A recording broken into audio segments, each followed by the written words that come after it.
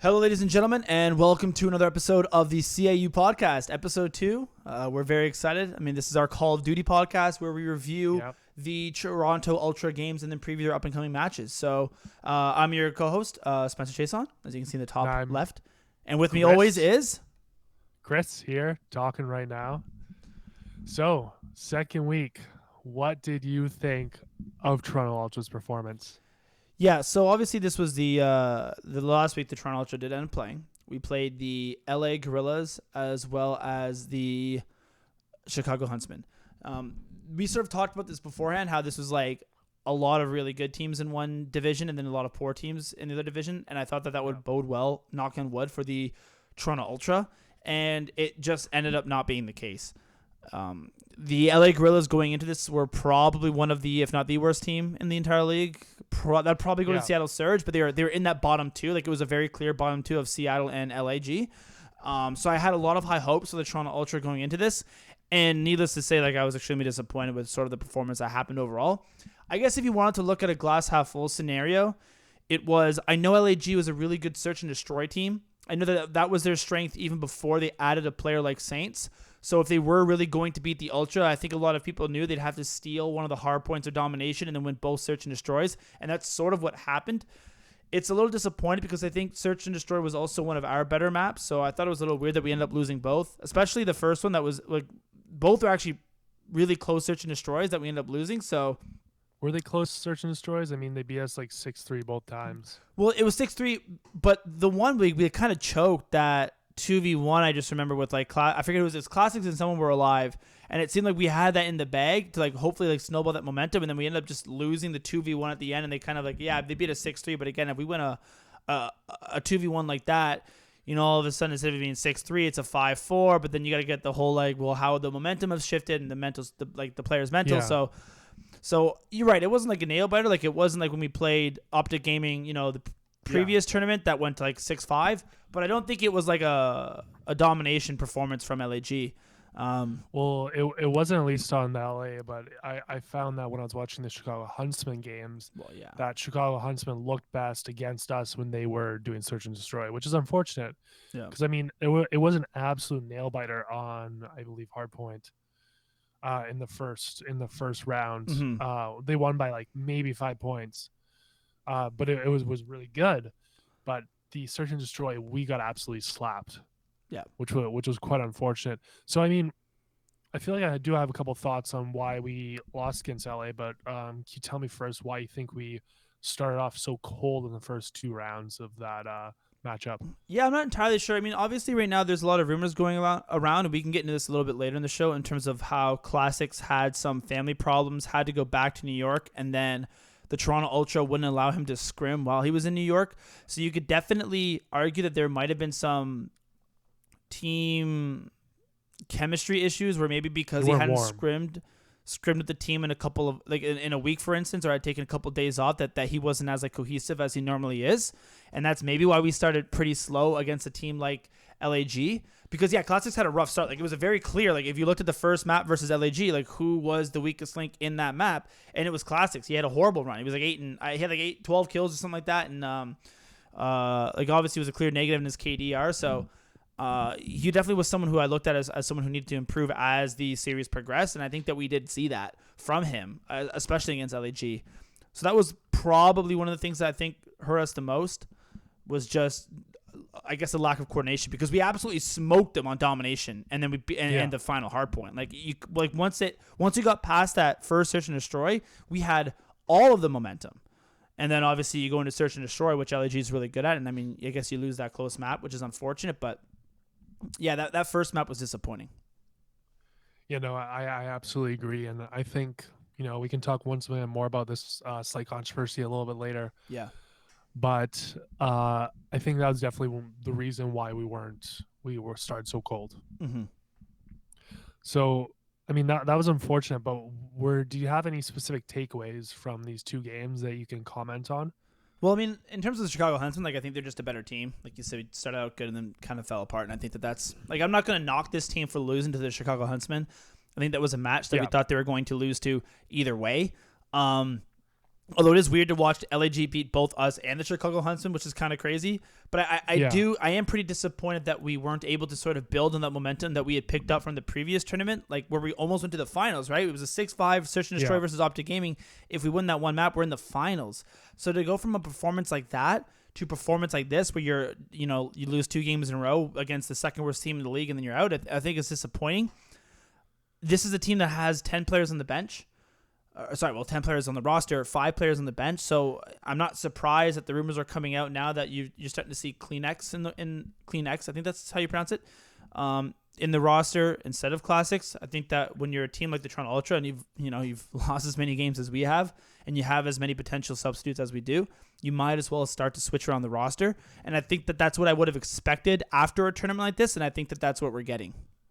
Yeah, exactly. I do have a couple takeaways especially from the Huntsman game, that kind of show to me why Huntsman is a better team. And they come down to, once again, we'll say it again, the not able to frag out in clutch. Yeah. And also the inability to adapt for me. So a couple good examples I can throw at you from this is on map 1, Hardpoint against Toronto Huntsmen. Yeah. Chicago was actually usually the second one to cap when the Hardpoint rotated to a new location. Typically, Toronto won the rotation battle and would cap the Hardpoint, but we never were able to have full hold on a Hardpoint.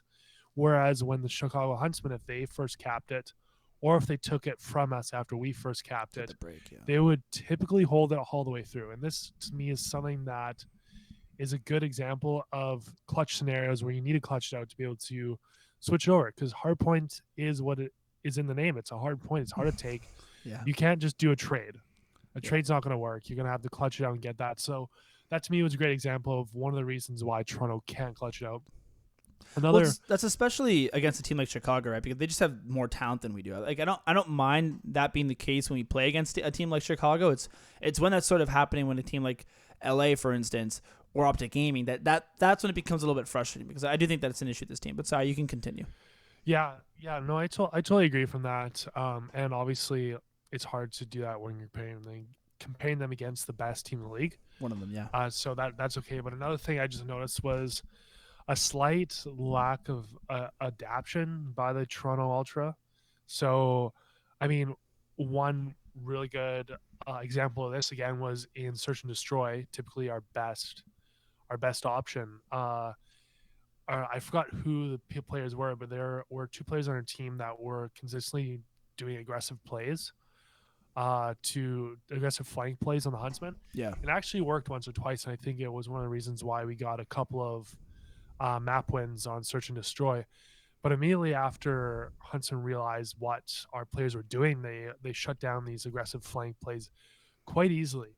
And we kind of, after that point, I noticed playing Search and Destroy looked like we got caught with our pants down.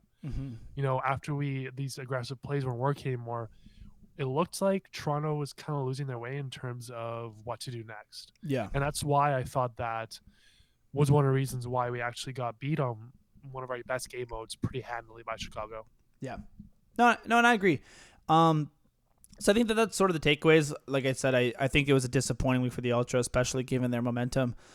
Obviously, this I thought would have went different, and I think to a degree it should have went different. But with that out of the way, let's sort of get into the controversy, I guess, that we have to talk about on the Ultra show, and that is, for those of you who don't know, it seems that Classics has been benched in replace for CleanX, who's been on the bench essentially all year. I don't think we've seen him play yet, but we're about to. At least if the rumors are to be believed. So to give a little background on the story, essentially what had happened was, again, I haven't heard this from like inside information. This is just all hearsay. Let's just say that. This is all our opinion. Yeah, this is like what we've heard. This is what's out there. Sorry, this is the rumors. So apparently, what had happened was, obviously something had happened at Classics where he had, for personal reasons, had to go back to New York.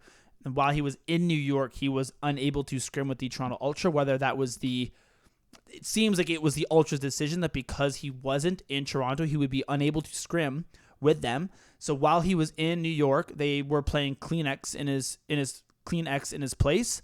This was before the most recent tournament where Classics was supposed to play. So then Classics comes back from New York, ends up playing in the tournament, obviously has a rough start, and Toronto has a rough tournament. And then since then, he has now been I don't want to say permanently benched, but from now on, these scrims have included CleanX instead of Classics.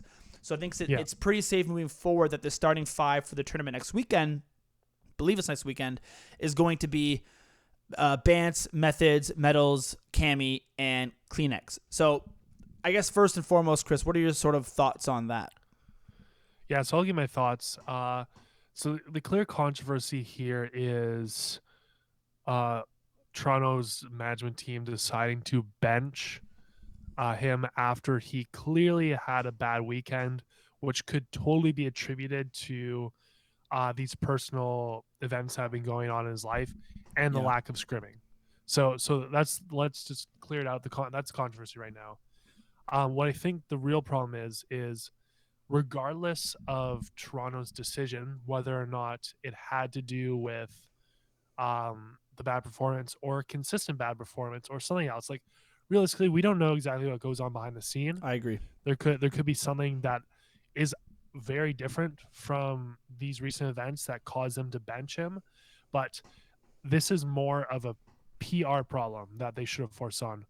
If it was something different, there was a different reason why Toronto's management benched him. They probably should have foreseen that because he's had some personal events and some things have been happening the week before, they probably shouldn't be doing that right off the bat. Because like I said, it's just regardless of whether or not they made this decision based on the weekend or based on other things, it just doesn't look good regardless to be able to doing this. Yeah, but then I was just gonna keep hold on, let me just quick finish. But then what can you say? Like if they're benching for some reason, like CleanX needs scrim time for the next play. Like it's a hard decision, right? Well, no, for me, it's just like, what if the instance was simply like, what if their plan was always to keep the starting 5 together? Classics goes to New York. You see it as an opportunity to like test out a new lineup. You put CleanX in the lineup, and then all of a sudden you start winning games and scrims. Like maybe the scrims ended up going really well, right? Like this isn't information that we have. But what if like you go, okay, we'll play CleanX for a bit till Classics comes back. All of a sudden you start beating top 6 teams in scrims, or you start performing really well where maybe you weren't before, and then he comes back and you put him in the lineup and you lose to LAG and you lose to Chicago Huntsmen in the way that we did. Like at some point, it's not the management's responsibility to be like, well, I know this was a hard time. Like, let me just throw you a bone here and put you in the lineup. Like you kind of got to put your best lineup forward. And if the management believes that the best lineup forward is with CleanX in the lineup, then I kind of got to like give them credit and sort of support them on doing that. Because I think Classics has had like a decent year. Like I don't think he's been the issue with this team. Like I don't think he's the reason why we are losing. But like let's not kid ourselves. I saw some people on Twitter and some people on Reddit talking about how he's been our best player all year. He hasn't been. Right? Like he hasn't been our best player all year. Like there's been moments where he's showed up and he's had some really good performances, and there's been moments where like map 1 versus LAG where he's been inconsistent and he hasn't had really good performances. I think that Methods and Metals have been personally who I think are the 2 better players this year. And if you were going to make changes, I don't think Classics would have been the one I would have taken out of the lineup. I do think that Cammy and Bance have been a little bit more inconsistent, and I have liked Classics' highs more than their highs. I think like when Classics is on, he can really pop off. So I don't know if that necessarily would have been my decision, but at the same time, like it was one of the 3 people who I think would have been a reasonable person to take out if you want to throw in a new person like CleanX. And this team couldn't have just stayed course, right? This team is like second last place in the league right now. One of, if not, like I would put us ahead of the Seattle Surge, but at this point, that's the only team I can confidently put us ahead of. So clearly, something had to change. So I don't mind us trying out a new roster. I don't think Classics would have been the one to go personally, but again, if he was in New York and you tried out a new roster and it worked, like why go back on that if it's working? This is all assumptions, but that's how I sort of see it. And I just also to add on to that, I want to bring into another thing of light is I guess very technically this is kind of like a surface level issue. Like it looks bad. The optics of it look bad. Yeah. Because if you're Toronto, you didn't let this guy scrim, then he did bad, then you're kind of dropping him. So it looks bad on the surface. Yeah. But this is actually it's interesting because this is kind of like one of the problems with players being allowed to do things like stream scrims and stuff like that, because this information was found out by taking a screenshot of the scrim lineup when a player was streaming it. Yeah, and I don't mind that. Like it's but people would have figured it out regardless. Yeah, people would have, but when the day of the tournament showed up and he wasn't in the lineup, like, wait a minute. Yeah, I know, but it would have been less like jarring to see like the day after him getting dropped or something. It's just interesting because they didn't really try to release it. It just kind of got released, and because they didn't release it, they didn't control how it was released. William McClassics also came out on like Twitter and was like, "This is bullshit," right? Like he's also not helping the situation, dude. I love that about Call of Duty though. Like I don't want to. That's what I'm saying. Like I agree that the team didn't have control over how it was released, but I think that some of the best part of Call of Duty is the fact that the players will get benched and they come out there and like this is bullshit, and you have people leaking stuff from scrims and people like streaming scrims. Like I love that there's so much content around the competitive scene. So I don't want that to stop. I think it's one of those situations where like again, I think it looks bad unless you like actually think about it, and like that's why you listen to podcasts like this, is because we can take down, sit, and take a step back and look at it from all angles, because I think people are blowing this out of proportion. It's the same thing when Looney was sat and everyone lost their mind about how Toronto Ultra are throwing the season away by sitting Looney. And then, we came on here and we're like, well, no, that like was probably a pretty good decision. Like I think we had talked about that for a while, and then sure enough, we have our best tournament afterwards. So everyone chill out. Let's wait and see how CleanX does. This is a team that, we can't really get any worse, right? They could go from 11 to 12. Like right now, that's where our only options. It's either going to work or we're still bad. So I don't think Classics would have been the one I would have taken out, but I'm glad that they're not just sitting on their ass doing nothing and just crossing their fingers and saying a prayer that they hope that it's going to magically get better. Exactly. With that being said, just quickly before we go, I'd like you just let's talk quickly about like what this weekend's going to look like and how we're going to be able to get to a place where we can do well. Yeah. I mean, so obviously this weekend's first matchup's tough. It's versus Atlanta Faze, for those of you who don't know. I know Atlanta has looked rough recently, or at the very least rougher than themselves, like not themselves. But I still think this is going to be a really hard game for the Toronto Ultra to win, especially after losing to LAG. So I don't think that we really have a chance, unfortunately. But I don't mind our group that we are in. Yes. I think that I do agree that Optic Gaming and New York have looked much improved over the course of the year. Sorry, my face was going off right now. That's the beep in the stream. Well, I do think that they've looked improved over the year. I think they're very winnable games for the Toronto Ultra. So I still think it's possible that we can win, and at the very least have somewhat of a strong showing. What about you? Yeah. Well, look, if we lose to Atlanta Faze, I see a clear path for us in the losers bracket to get back to where we need to be. Like, we beat New York. We got close and maybe should have been Optic Gaming. And we, I guess, the other teams in Group A, if we get towards semifinals, finals areas, are a little more unknown. But all I'm looking to do is to get out of group stages. If we can get out of group stages, like, this is a positive for the Toronto Ultra, and we have a clear path to do that. Yeah. Sorry, I had to mute the conversation. That's why to finish my point. I was like, this is annoying. So sorry about that. Popular. I normally do it before we start. Just forgot. It's also, I completely agree. I think getting out of group stages would be a good sign for this team. I also think that, from what I've heard, CleanX actually has some potential to be a pretty good player. So I'm really excited to see, especially in an aggressive, 1 AR 4 submachine gun meta that we're in. These aggressive players have the potential to shine. I think that Methods has been a really consistent AR all year, and I'm excited to see how the 5 work together. And again, if it's a good performance, do we just keep this 5? I don't mind seeing the Toronto Ultra maybe try to mix it up here and there, maybe add a couple more players. We still haven't seen Brack yet. I think Brack and Mayhem are actually the only 2 players we haven't seen play. So I'm excited. I think it's going to be, it's a doable weekend to get out of group stages. It's winnable, as they would say. But it's not going to be easy. So it really is like an important weekend for this team.